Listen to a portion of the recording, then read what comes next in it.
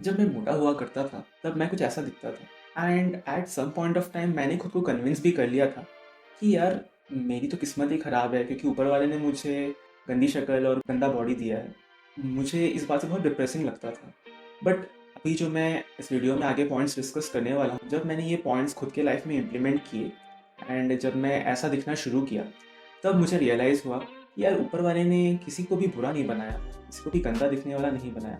It just हम खुद की ही बुरे हैबिट्स की वजह से खुद का हालत ख़राब कर लेते हैं एंड वो अकाउंटेबिलिटी खुद लेने की जगह हम किसी और पे डाल देते हैं जस्ट सो दैट कि हमें इस बात का बुरा ना लगे कि हम बुरे दिख रहे हैं। तो आज की वीडियो में मैं वही पॉइंट्स डिस्कस करने वाला हूँ। तो चलिए शुरू करते हैं। तो पॉइंट नंबर 1 है वेट लॉस एंड इसका सबसे बड़ा कड़वा सच ये है कि आप डिसाइड नहीं कर सकते कि आप कौन से पर्टिकुलर बॉडी पार्ट से फर्स्ट वेट लॉस करोगे या फैट लॉस करोगे। फॉर एग्जाम्पल अगर मैं बोलूँगा कि यार मुझे अपने पूरे बॉडी का फैट को चेंज नहीं करना है, मुझे बस फेट से फैट डिसअपियर करवाना है, तो ऐसा हो नहीं सकता। आपका बॉडी और आपका जेनेटिक्स डिसाइड करता है कि आप ये फैट लॉस में सबसे पहले फैट कहाँ से लूज़ करोगे। कुछ लोग फैट लॉस शुरू करते हैं अपने फर्स्ट सेकेंड मंथ में ही उनका फेस पतला होना शुरू करता है। वहीं कुछ लोग जब फैट लॉस शुरू करते हैं उनका स्टमक एरिया या थाइस एरिया वो सबसे पहले स्लिम डाउन होता है। अभी फॉर एग्जांपल अगर मैं खुद की बात करूं, जब मैं खुद फैट लॉस शुरू किया था तो सबसे पहले मेरे फेस और स्टमक एरिया से फैट लूज हुआ था and even cut to 1 year later तब भी मेरे चेस्ट एंड थाइस में थोड़ा बहुत फैट था जो मैं ग्रेजुअली धीरे धीरे करके उसे रिड्यूस किया। तो इससे हमें ये पता चलता है कि जस्ट बिकॉज हम अगर सोचेंगे कि हम एक पर्टिकुलर स्पॉट को पतला करना है और उसके लिए वेट लॉस शुरू करेंगे तो हमें रिजल्ट्स अच्छे से नहीं मिलेंगे। एंड सब्र का फल जैसे मीठा होता है, अगर हम तब पर भी वेट लॉस कंटिन्यू करें तो at some point of time maybe 1 महीना, मे बी 6 महीना, मे बी 9 महीना, at any point of time आपका वेट का फैट उस पर्टिकुलर जगह में जहाँ पे आपको चाहिए वो लूज होना ही होना है, वो बच के कहीं जा नहीं सकता। इट्स जस्ट वो आपके जेनेटिक्स और आपके बॉडी के हिसाब से बहुत लेटर पार्ट में आता है एंड बॉडी पहले पहले जो जगह से वो वेट या फैट लूज करना चाहता है पहले वो वहाँ से करता है एंड लेटर ऑन बाकी जगहों से करता है। बट ये चीज़ होना ही है बाय हुक और क्रुक अगर आप अपना कंसिस्टेंसी मेंटेन करके रखते हैं ना। ये तो हो गया कुछ चीज़ें जो हम लोग कंट्रोल नहीं कर सकते, बट हम लोग क्या कंट्रोल कर सकते हैं वो है ब्लोटिंग। कुछ लोग मे बी वो लोग उतने मोटे नहीं होते जितने वो दिख रहे होते हैं और इसका नंबर 1 कॉज है ब्लोटिंग। अब ब्लोटिंग मल्टीपल रीजन से हो सकता है। तो फर्स्ट एंड फॉरमोस्ट रीजन है आपका ब्लोटिंग का, वो है eating high amounts of processed food, carbohydrates and high salt food items. तो इसे होता क्या है मैं एक्सप्लेन करता हूँ।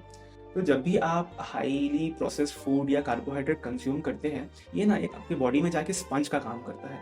जैसे ही आपकी बॉडी में एंटर करता है ये सारे पानी को अब्जॉर्ब करके आपके बॉडी से चिपक जाता है, जिसकी वजह से आपका बॉडी फूला हुआ लगता है। अगर आप कभी नोटिस करोगे, अगर आप बहुत सारा जंक फूड खाए, कभी आप पिज़्ज़ा को बहुत सारा खा लिया, बर्गर बहुत सारा खा लिया, या बहुत कोई सा भी बाहर का खाना बहुत सारा खा लिया जिसमें बहुत कार्बोहाइड्रेट, प्रोटीन एकदम कम, बहुत ज़्यादा नमक या बहुत ज़्यादा मीठा होता है, तो आपको पता चलेगा कि कुछ ही देर में विद इन 30 मिनट्स आपका फेस बहुत ज़्यादा फूला फूला लगता है। इवन इफ आप ऊपर से लेकर नीचे तक पतले हो, आपका फेस और बॉडी के कुछ पार्ट्स फूले हुए लगेंगे।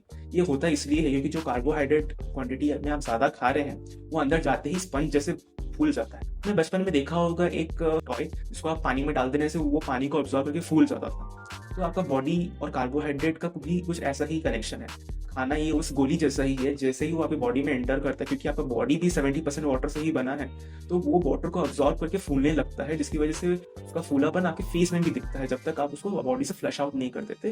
इसको रोकने का फर्स्ट एंड फॉरमोस्ट होगा कि आपको अपने डाइट में ट्राई करना है कि ज़्यादा से ज़्यादा प्रोटीन ऐड करो एंड कम से कम कार्बोहाइड्रेट रखो। नेक्स्ट पार्ट हो गया आपका वाटर।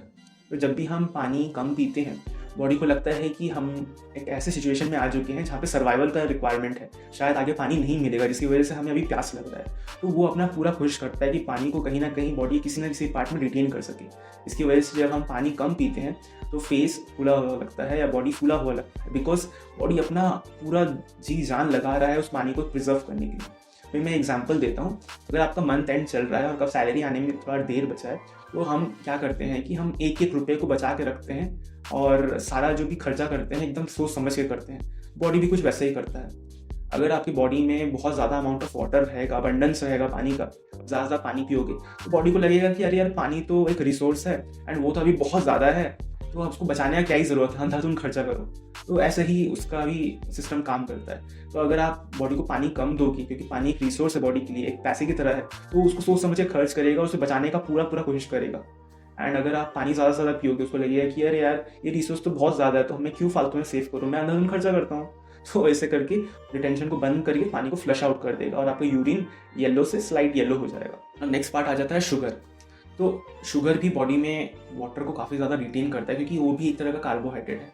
अगर आप फेस में बहुत ज़्यादा ब्लोटिंग की वजह से परेशान हो, तो आप खुद ही एक बार ट्राई करके देखना कि आप अगर अपने फूड आइटम्स में जितना भी शुगरी फूड है या प्रोसेस फूड है, अगर आप उसको शुगर फ्री फूड से रिप्लेस कर दोगे, तो आपको डेफिनेटली एक मेजर इम्पैक्ट पता चलेगा आपकी ओवरऑल बॉडी में, आपके ओवरऑल फेस में।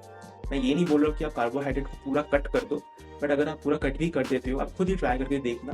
फॉर जस्ट 7 days ट्राई करना। मैं ये भी नहीं बोल रहा हूँ कि अपने एंटायर लाइफ में आपको कार्बोहाइड्रेट कट कर देना है, बट अगर आप अभी एक चैलेंज लेते हो और नेक्स्ट 7 days तक आप अपने खाने में कार्बोहाइड्रेट कम से कम या ना के बराबर रखते हो, you will find that with in 7 days आपका ज़मीन आसमान का फर्क दिखेगा आपके फेस में, just by avoiding carbohydrates.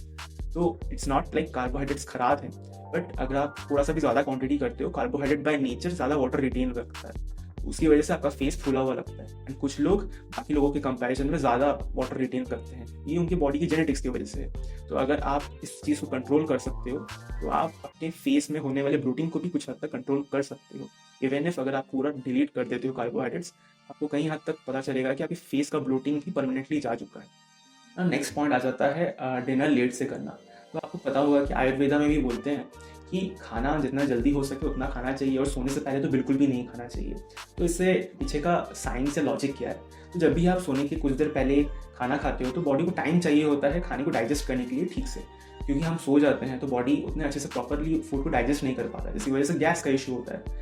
And gas का इशू होने की वजह से आपका फेस में ब्लोटिंग दिखता है, पूरे बॉडी में ब्लोटिंग होता है, क्योंकि वो गैस ठीक से जा नहीं पाता, क्योंकि फूड ठीक से प्रोसेस ही नहीं हुआ है, और जब प्रोसेस ही नहीं हुआ है तो फूड ठीक से डाइजेस्ट नहीं हुआ। तो इम्प्रॉपर डाइजेशन की वजह से आपको गैस की इशू होती है, जो इंटर्न आपके फेस में भी दिखता है, आपकी पूरी बॉडी में दिखता है, और पेट भी फुला हुआ दिखता है, इसके साथ साथ आपका फेस भी फुला हुआ दिखता है। तो अगर आप अपने ईटिंग हैबिट्स को चेंज करके ट्राई करो, सोने के 3-4 घंटे पहले खाना खाओ, जिससे आप गैस होने को कम्प्लीटली अवॉइड कर लोगे, और इसको अगर अवॉइड कर लेते हो तो आपको गैस के भी इशूज़ नहीं होंगे, साथ ही ब्लोटिंग भी नहीं होगा। ना नेक्स्ट पॉइंट है इंटरमिटेंट फास्टिंग। सो इंटरमिटेंट फास्टिंग में बेसिकली होता क्या है कि आपका एक ईटिंग विंडो होता है और आपका नॉन ईटिंग विंडो होता है। आपको दिन भर में जितना मील्स खा रहे हो, तो उसको आपको रिस्ट्रिक्ट करना है। अगर आप दिन का 4 मील खा रहे हो तो आपको 3 मील करना है, अगर आपका 3 मील खा रहे हो तो आपको 2 मील करना है। अगर आपका हैबिट है कि आप बहुत ज़्यादा जंक को कंट्रोल नहीं कर सकते, ओवर प्रोसेस्ड फूड कंट्रोल नहीं कर सकते, तो आप द नंबर ऑफ टाइम्स जो खाते हो उसे कंट्रोल अगर कर देने से, तो आपको फ्रीक्वेंसी ब्लोटिंग का आप रोक दोगे।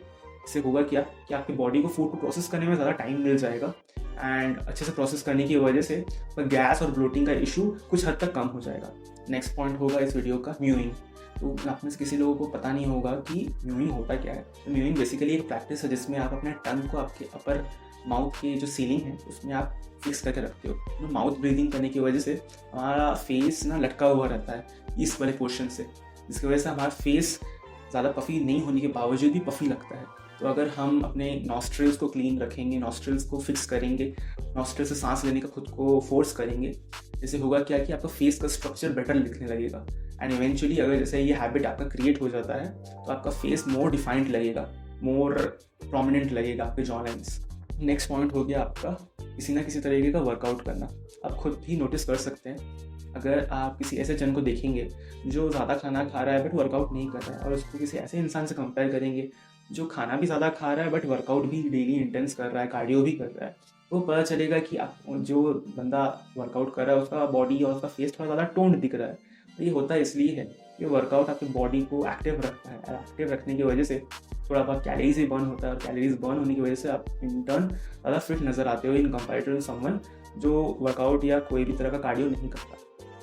कभी कभी ऐसे भी होता है कि हमारे सारी चीज़ों को ठीक करने के बावजूद हमारे बॉडी में कुछ इंटरनल इशू होता है, जिसकी वजह से हमारा फेस पे ब्लोटिंग दिखता है, बॉडी पे ब्लोटिंग दिखता है ना। इस चीज़ को जानने का बेस्ट वे है कि एक अच्छे डॉक्टर के पास जाए, कंसल्टेशन में अपना ब्लड टेस्ट करवाएं, ताकि आपको पता चले कि अगर सब कुछ करने के बावजूद भी आपका फेस थोड़ा ब्लोटेड दिख रहा है या आपकी बॉडी में ब्लोटिंग है, तो इससे आपको पता चल जाएगा कि आपको किसी न किसी माइक्रोन्यूट्रिएंट का कमी है, या बॉडी को कुछ ना कुछ इंटरनल इंजरी या इंटरनल कुछ इशू हुआ है, जिसको आप डॉक्टर की मदद से फिक्स कर सकते हैं।